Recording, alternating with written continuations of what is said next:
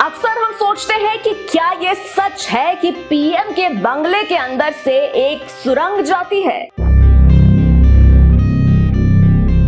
सुनिए 7 RCR से जुड़े रोचक किस्से, जानिए कहां रहते हैं प्रधानमंत्री नरेंद्र मोदी और साथ ही जानिए सुरंग का रहस्य, कहां है ये सुरंग और ये कहां तक जाती है, अंदर से कैसा दिखता है प्रधानमंत्री नरेंद्र मोदी यानी कि भारत के प्रधानमंत्री का घर। अगर आप सोच रहे थे कि भारत के प्रधानमंत्री का निवास किसी अन्य महलनुमा सरकारी बंगले की तरह है तो आप गलत हैं। पीएम हाउस वास्तव में एक नहीं बल्कि 5 बंगलों से मिलकर बना है जो कि 12 एकड़ भूमि में फैले हुए हैं। बंगले 1, 3, 5, 7 और 9 सभी मोदी हाउस का हिस्सा है, जबकि नंबर 7 प्रधानमंत्री कार्यालय है। प्रधानमंत्री के लिए निजी आवास 5 लोक कल्याण मार्ग है। विशेष सुरक्षा समूह या एसपीजी जैसा कि उन्हें कहा जाता है, उनको बंगला 9 में रहने को मिलता है। अगर किसी को पीएम हाउस से अपॉइंटमेंट मिलती है तो भी उसे सीधे पीएम के निजी आवास तक नहीं ले जाया जाता, बल्कि 9 लोक कल्याण मार्ग से उनकी एंट्री होती है। साथ ही इस एंट्री के बाद सबसे पहले जो कार होती है वो पार्किंग में लगाई जाती है, उसके बाद फिर व्यक्ति को रिसेप्शन में भेजा जाता है और फिर कड़ी सुरक्षा की जांच की जाती है, जिसके बाद व्यक्ति 753 और 1 लोक कल्याण मार्ग में एंट्री लेता है। आगंतुकों को विशेष कारों में एसपीजी द्वारा पीएम हाउस के लिए भेजा जाता है, जो आपको उस स्थान पर ले जाता है जहां आप होना चाहते हैं। साथ ही ये जो इलाका है नो फ्लाई जोन है। ये नियम पीएम के करीबी रिश्तेदारों के लिए भी है और उनसे रोजाना मुलाकात करने आने वालों के लिए भी है। साथ ही हम आपको ये भी बता दें कि प्रधानमंत्री आवास पर आने वाले प्रत्येक व्यक्ति को वैध पहचान पत्र ले जाने की आवश्यकता है और ये जो नियम है ये परिवार के सदस्यों के साथ साथ भारत के शीर्ष नौकरशाहों पर भी लागू होता है। प्रधानमंत्री के मेहमानों को भी परिसर में एक विशेष स्थान मिलता है और कहा जाता है कि वो आमंत्रित किए जाने पर बंगला नंबर 3 में रहते हैं। बंगला नंबर 1 2003 से एक हेलीपैड के रूप में प्रयोग किया जाता आ रहा है और प्रधानमंत्री जो है वो यात्रा करने के लिए अपने हेलीकॉप्टर का उपयोग करते समय इस बंगले का इस्तेमाल अक्सर करते हैं, जबकि 5 बंगले थोड़े बहुत असाधारण से लग सकते हैं। ध्यान दें कि इनमें से कोई भी बंगला बड़ा स्थान नहीं है। प्रधानमंत्री के घर में केवल 2 बेडरूम और एक अतिरिक्त अतिथि कक्ष है, एक डाइनिंग रूम और एक लिविंग रूम भी है जिसमें मुश्किल से 30 लोग बैठ सकते हैं।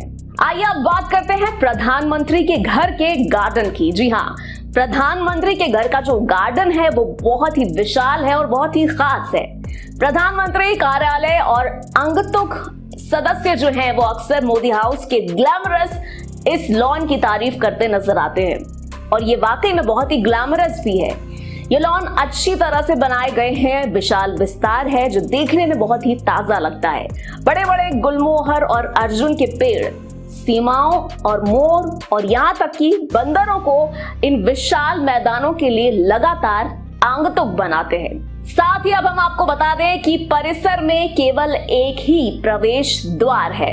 अब बात करते हैं सुरंग की। वाकई ये सच है कि पीएम के बंगले के अंदर से एक सुरंग यातायात की भीड़ को कम करने के लिए 7 लोक कल्याण मार्ग को सफदरगंज हवाई अड्डे से जोड़ने के लिए 1.5 किलोमीटर की भूमिगत सुरंग बनाई गई है। इस सुरंग का जो मकसद है वो पीएम की सुरक्षा के साथ साथ वीआईपी मूवमेंट के दौरान उन्हें भीड़ भाड़ से बचाना है। साथ ही इस सुरंग का एक फायदा ये भी है कि वीवीआईपी मूवमेंट के समय इस रूट पर ट्रैफिक डाइवर्जन भी नहीं करना पड़ेगा। इमरजेंसी के वक्त भी पीएम आवास से नरेंद्र मोदी को निकालने के लिए ये सुरंग बेहद कारगर साबित होगी। यानी कि अगर पीएम आवास पर अगर हमला हो जाता है या कोई प्राकृतिक आपदा अगर आ जाती है तो नरेंद्र मोदी को इस सुरंग के जरिए सुरक्षित एयरपोर्ट पहुंचाने के लिए काफी मुफीद होगी ये सुरंग। सुरंग बन जाने के बाद 7 RCR के सफदरगंज एयरपोर्ट तक महज 2 मिनट में पहुंचा जा सकता है।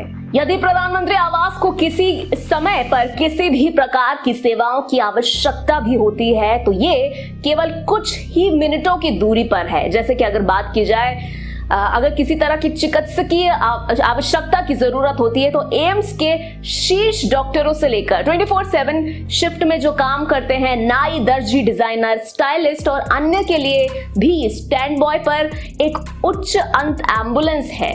इतना ही नहीं, मोदी हाउस को सुचारू रूप से चलाने के लिए 50 से अधिक सदस्यों की एक टीम है, जिसमें कि इलेक्ट्रीशियन है, माली है, रसोईया है, चपरासी है, ये सब शामिल है जो कि हर एक इशारे पर उपलब्ध हैं। पीएम आवास में कर्मचारियों की नियुक्ति कठोर पृष्ठभूमि की जांच के बाद की जाती है और यहाँ के कुछ सदस्य दशकों से इस प्रणाली का हिस्सा रहे हैं। साथियों, हमें उम्मीद है कि आपने पीएम आवास और हमारे द्वारा साझा किए गए इस छोटे आभासी दौरे के बारे में तथ्यों का आनंद जरूर लिया होगा। आपको पीएम आवास की कौन सी बात सबसे ज्यादा अच्छी लगी, हमें कमेंट करके जरूर बताएं और वीडियो पसंद आया हो तो वीडियो को लाइक और शेयर करना ना भूलें। हम उम्मीद करते हैं कि इस वीडियो में मिलने वाली जानकारी को आप सिर्फ अपने तक नहीं रखेंगे बल्कि अपने आसपास के लोगों के साथ जरूर साझा करेंगे।